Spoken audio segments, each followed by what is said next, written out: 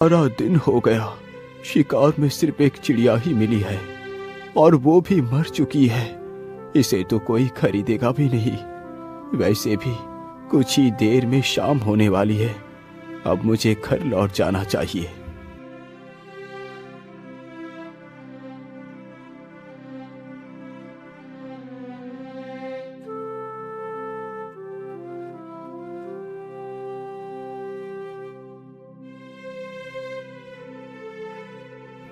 अरे, इधर तो एक कबूतरी भी बैठी है। क्यों ना मैं इसे भी पकड़ लूं? ये सारी बातें सोचकर शिकारी अपना धनुष बाण उस चिड़िया के ऊपर तान देता है। तीर कमान से छूटते ही चिड़िया के पैर में जा लगा। चिड़िया फड़फड़ाते हुए जमीन पर आ गिरी। वाह वाह, एक शिकार और मिल गया। इसे बेचकर आज का राशन मिल जाएगा। हे शिकारी, तुम मुझे मत मारो। मैंने तुम्हारा क्या बिगाड़ा है? चिड़िया, मुझे तुम्हें मारने और पकड़ने का कोई शौक नहीं। ये सब कुछ मैं अपने पापी पेट के लिए करता हूँ। यदि मैं ये कार्य नहीं करूँगा तो खाऊंगा क्या? शिकारी की यह बात सुन चिड़िया उसकी मजबूरी को समझ जाती है। हे शिकारी, तुम मुझे मत बेचो। तुम मेरा इलाज कर अपने साथ रखो। मैं तुम्हारी किस्मत को बदल दूंगी। ठीक है चिड़िया, मैं तुम्हें नहीं बेचूंगा। लेकिन क्या सच में तुम मेरी किस्मत को बदल सकती हो?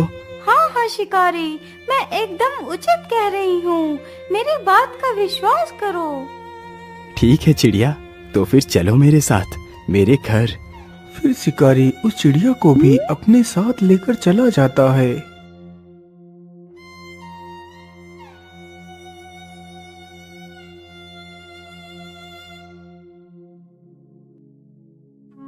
चिड़िया, तुम इसी स्थान पर बैठो। मैं तुम्हारे घाव पर दवाई लगा देता हूँ। इतना बोलकर शिकारी चिड़िया को वहीं पर बैठाकर दवाई लेने जाता है। वह जल्दी ही एक कटोरी में दवाई ले आता है और उस चिड़िया के घाव पर लगाता है। चिड़िया, अब तुम यहीं पर बैठकर आराम करो। कल तक तुम बिल्कुल ठीक हो जाओगी।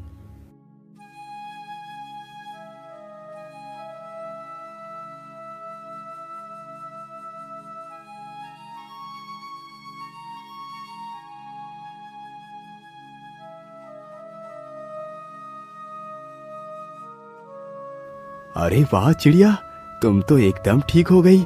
अच्छा, अब तुम यही घर में रुको। मैं शिकार के लिए जा रहा हूँ। अरे नहीं नहीं शिकारी, अब तुम शिकार नहीं करोगे। लेकिन चिड़िया, यदि मैं शिकार नहीं करूँगा तो पैसे कहाँ से आएंगे?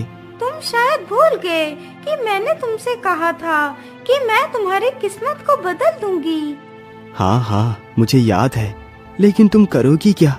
शिकारी, तुम जाओ और बाजार से ऊन खरीद कर ले आओ। लेकिन चिड़िया, मेरे पास तो 1 रुपया है। इससे कितनी ऊन मिलेगी? अरे, 1 रुपए में जितने भी ऊन मिले तुम बस ले आओ। अच्छा ठीक है चिड़िया, मैं ऊन लेने के लिए जा रहा हूँ। इतना बोलकर शिकारी वहाँ से चला जाता है। कुछ समय गुजरने के बाद वह ऊन के 4 गोले लेकर आ जाता है। चिड़िया, ये लो, मैं ऊन ले आया हूँ। ठीक है, तुम इस ऊन को यहीं पर रख दो। मैं रात को इस ऊन का उपयोग करूँगी।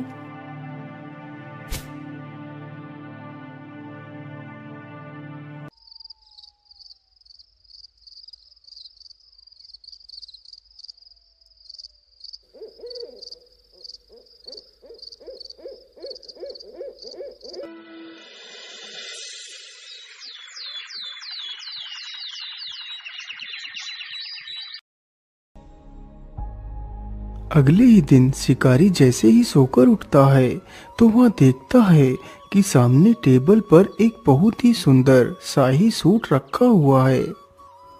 अरे, ये इतना सुंदर शाही सूट किसका हो सकता है, जबकि यहाँ तो कोई नहीं। अरे चिड़िया, ये शाही सूट कौन लेकर आया?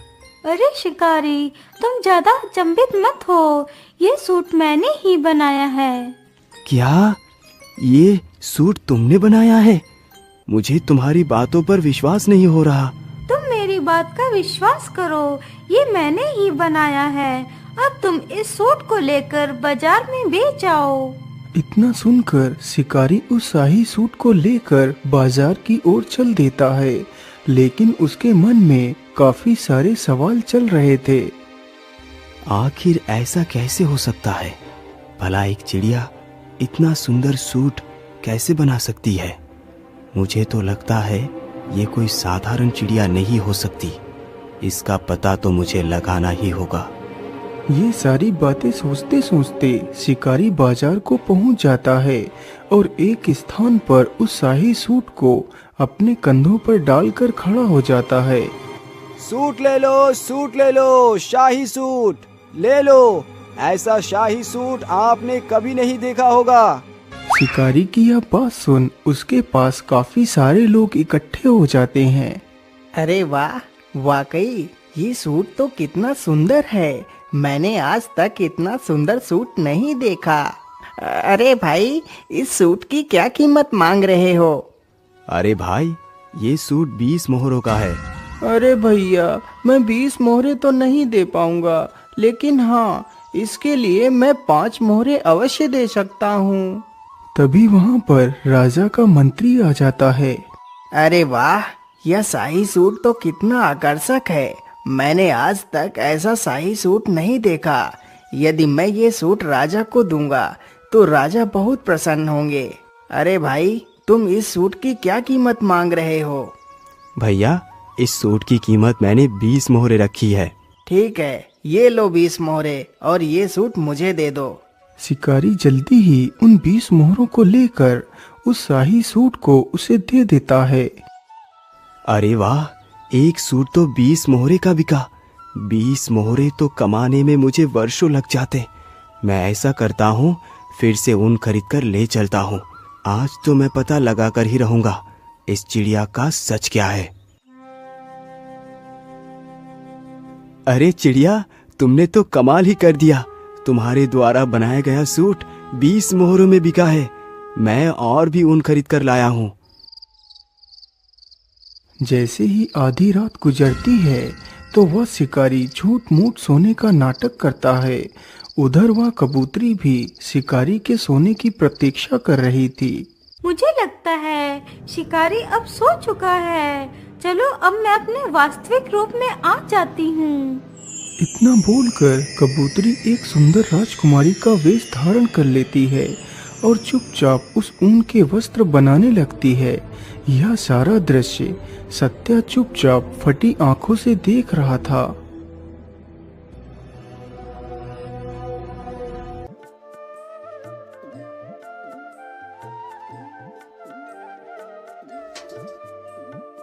अगली सुबह राजकुमारी वापस से अपने उसी कबूतरी वेश में आ गई थी। अरे वाह कबूतरी, आज तो तुमने और भी ज्यादा सुंदर वस्त्र बनाए हैं। लेकिन इतनी सुंदर वस्त्र बनाना किसी आम पक्षी के बस की बात नहीं। आखिर कौन हो तुम जो इस कबूतरी के वेश में रह रही हो? मैं तुम्हारी वास्तविकता को जान गया हूँ। बताओ, तुम कौन हो? सत्या, मैं कोई कबूतरी नहीं हूँ। मैं कल्पराज की राजकुमारी कल्पना हूँ। यह बात कई वर्ष पहले की है। मेरे पिता राजा वीर प्रताप को कोई भी संतान नहीं थी। लेकिन महारानी जी, मैं ऐसा नहीं कर सकता। चाहे मेरी कोई संतान हो या ना हो, यदि ईश्वर मुझे निस्संतान ही रखना चाहते हैं तो यही सही। लेकिन मैं दूसरा विवाह नहीं करूँगा। लेकिन महाराज, क्या आप अपने वंश को अपने तक ही सीमित रखना चाहते हैं? क्या आप नहीं चाहते कि आपका वंश आगे बढ़े? आखिर आपके बाद आपके राज्य को कौन संभालेगा? लेकिन महारानी जी, इसके लिए हम कोई न कोई उपाय अवश्य निकालेंगे। लेकिन मैं दूसरा विवाह नहीं करूंगा। हम आज ही उन पहाड़ी वाले बाबा के पास जाएंगे। मुझे पूर्ण विश्वास है कि वो हमारी मदद अवश्य करेंगे। इतना बोलकर राजा अपनी पत्नी के साथ रथ पर सवार होकर निकल पड़ता है।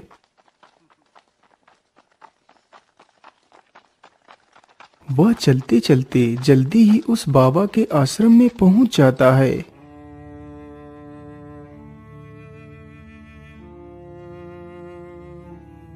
बाबा, मैं बड़े ही विचित्र संकट में आकर फंस गया हूँ। समझ नहीं आ रहा क्या करूं और क्या ना करूं। महाराज, मैं आपकी चिंता के विषय को भली भांति समझता हूँ। बाबा, यदि आप सब कुछ जानते हैं तो फिर बताइए, क्या मैं इसी प्रकार जीवन भर निसंतान रहूंगा? क्या मेरे भाग्य में कोई संतान नहीं है? महाराज, आप घबराइए नहीं। आपके भाग्य में संतान का सुख अवश्य लिखा है, लेकिन एक समस्या है। समस्या? लेकिन कैसी समस्या मुनिवर? आप मुझे उस समस्या को स्पष्ट रूप में बताइए। महाराज, तुम्हें एक पुत्री की प्राप्ति होगी, लेकिन तुम्हारी पुत्री जब तक पूरे 15 वर्ष की नहीं हो जाएगी तब तक अपने कदमों को जमीन पर नहीं रखेगी। यदि तुम्हारी पुत्री ने 15 वर्ष से पूर्व अपने कदमों को जमीन पर रख दिया तो बहुत बड़ी अनहोनी हो जाएगी। कैसी अनहोनी बाबा? मैं कुछ समझा नहीं। बेटा, ये मैं तुम्हें नहीं बता सकता।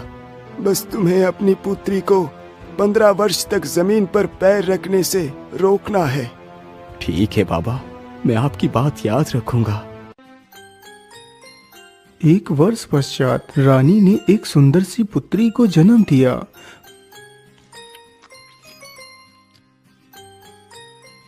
मंत्री जी, जाओ और पूरे राज्य में धन दौलत बांटो। आज मेरे लिए सबसे बड़ा खुशी का दिन है। धीरे धीरे काफी वर्ष गुजर गए।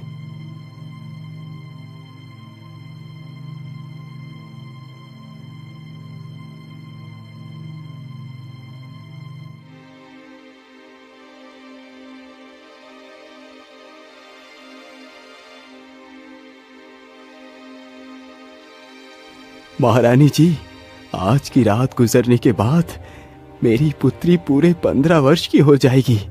आज की रात जरा ध्यान से बिताना महारानी। हाँ महाराज, आज का ही दिन हमारे लिए शेष बचा है। इसके बाद हमारी पुत्री जमीन पर उतर पाएगी। आधी रात जैसे ही गुजरती है तो महारानी की भी आंख लग जाती है। तभी राजकुमारी को कुछ बुरे बुरे सपने दिखाई देते हैं। वह बिस्तर पर पड़े पड़े भयभीत हो जाती है और पलंग से नीचे गिर पड़ती है। हे भगवान, ये क्या हो गया? मैं जमीन पर कैसे गिर पड़ी? माँ, जल्दी उठो, देखो मैं पता नहीं कैसे जमीन पर गिर पड़ी। इतना सुनते ही महारानी की आंखें खुल जाती हैं। अरे अरे अरे पुत्री, ये तुमने क्या कर दिया? तुम बिस्तर से क्यों नीचे उतर गई? महारानी इतना कह ही रही थी कि तभी कमरे में कुछ प्रकाश जैसा प्रकट हुआ।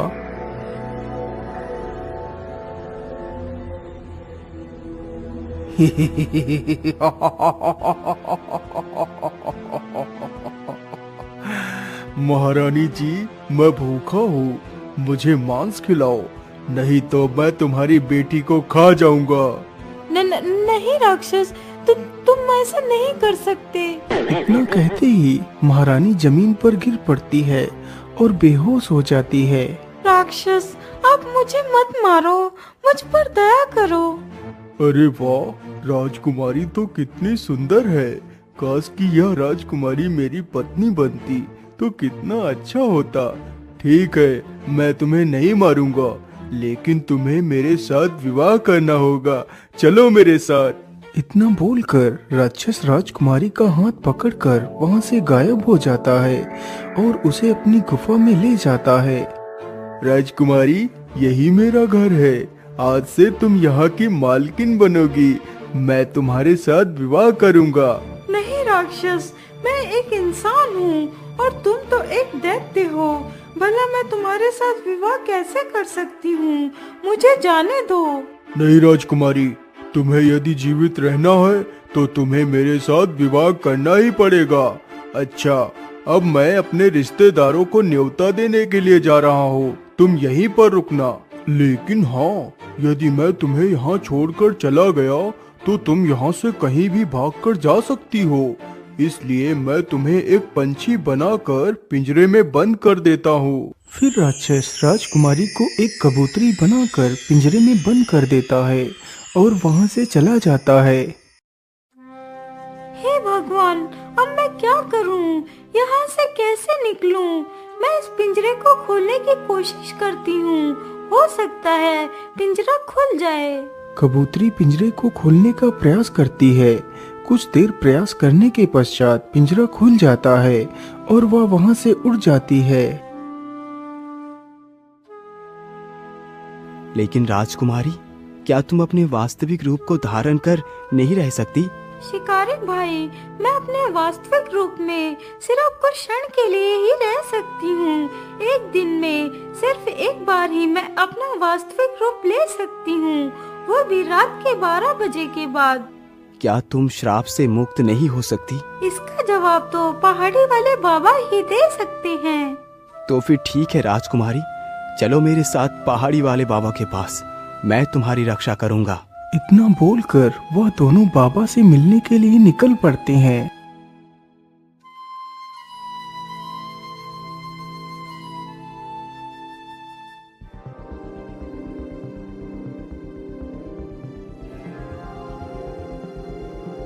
बाबा, हमारी सहायता कीजिए, हम बहुत ही दुविधा में पड़ गए हैं। बोलो बेटा, क्या बात है? तुम इतना परेशानी में क्यों दिखाई पड़ रहे हो? कबूतरी सारी कहानी बाबा को सुनाती है। पुत्री, तुम घबराओ मत, सब कुछ ठीक हो जाएगा। जो मैं कहता हूँ उसे ध्यान से सुनो। हाँ हाँ बोलिए बाबा, आप क्या कहना चाहते हैं? मैं राजकुमारी की सहायता करूंगा।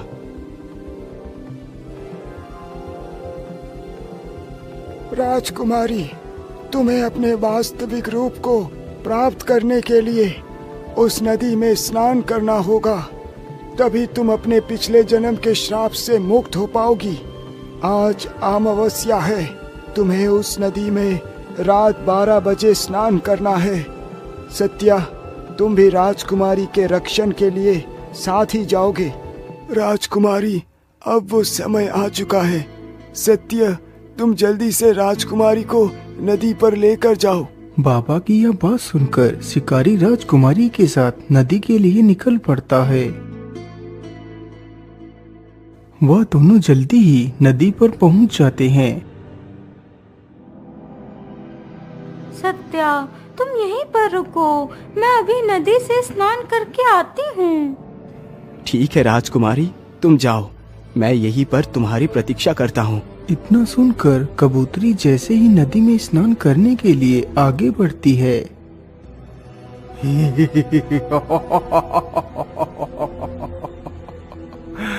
नहीं राजकुमारी, नहीं, इतनी जल्दी नहीं, मैं तुम्हें मुक्त नहीं होने दूंगा।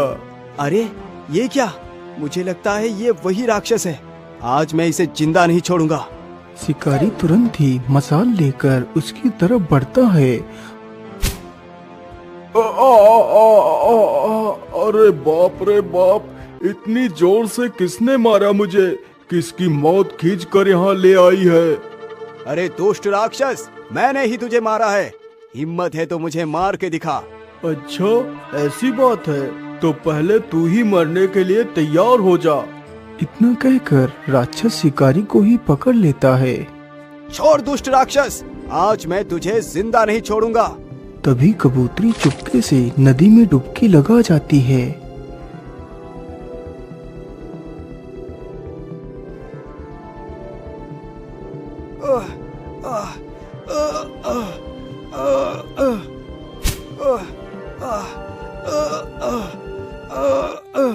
शिकारी, क्या तुम ठीक हो? तुम्हें कुछ हुआ तो नहीं? नहीं नहीं राजकुमारी, मैं बिल्कुल ठीक हूँ। शिकारी भैया, आखिर तुमने ऐसा क्यों किया? तुमने मेरे लिए अपनी जान को खतरे में क्यों डाल दिया? राजकुमारी, मैंने ये सब कुछ इसलिए किया क्योंकि मैंने अपने संपूर्ण जीवन में सिर्फ पाप कर्म ही किए हैं। आज मैंने सोचा क्यों ना मैं आपकी जान बचाकर कुछ तो अच्छा कर्म कर लूं। चलो शिकारी, तुम मेरे साथ मेरे राजमहल में चलो।